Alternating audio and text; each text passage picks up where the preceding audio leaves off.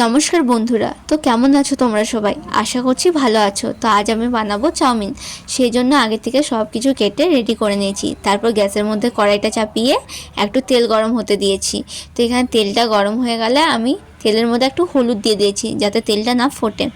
তারপর তেলটা গরম হলে আমি কড়াইয়ের মধ্যে একটা ডিম ফাটিয়ে নিয়েছি এবং সেটা ভাজতে শুরু করি। তো ডিমটা আমার ভাজা হয়ে গেলে সে ভাজা ডিমটা আমি একটা থালের মধ্যে তুলে রেখে নিই। এই যে, তো ডিমটা তুললে আমি আবার কড়াইয়ে সামান্য তেল দিয়ে দিই এবং পেঁয়াজ কুচিগুলো লাল করে ভেজে নিই।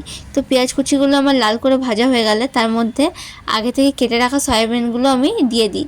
তারপর সেটাও হালকা ভাজা হয়ে গেলে তার মধ্যে আমি কিছু টমেটো কুচি দিয়েছিলাম।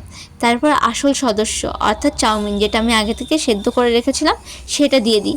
তো তারপর আমি সেটা একটু ভেজে নিই। তারপর আমি ডিমটাও দিয়ে দিয়েছিলাম, যেটা আমি আগে থেকে ভেজে রেখেছিলাম।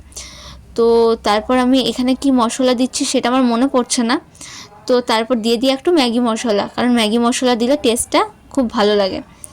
তো এই যে দেখতে দেখতে আমার চাউমিনটাও রেডি হয়ে গেছে। তো আমি গ্যাসটা অফ করে দিই। তো তারপর আমি সে চাউমিনটা প্লেটের মধ্যে সাজিয়েও নিয়েছি। তো তোমাদের কার কার আমার মতো বৃষ্টির দিনে চাউমিন খেতে ভালো লাগে কমেন্ট করে জানাতে ভুলো না কিন্তু। তো আজ এই পর্যন্তই, দেখা হবে নতুন একটা মিনি ব্লগে। টাটা, সবাই ভালো থেকো, সুস্থ থেকো।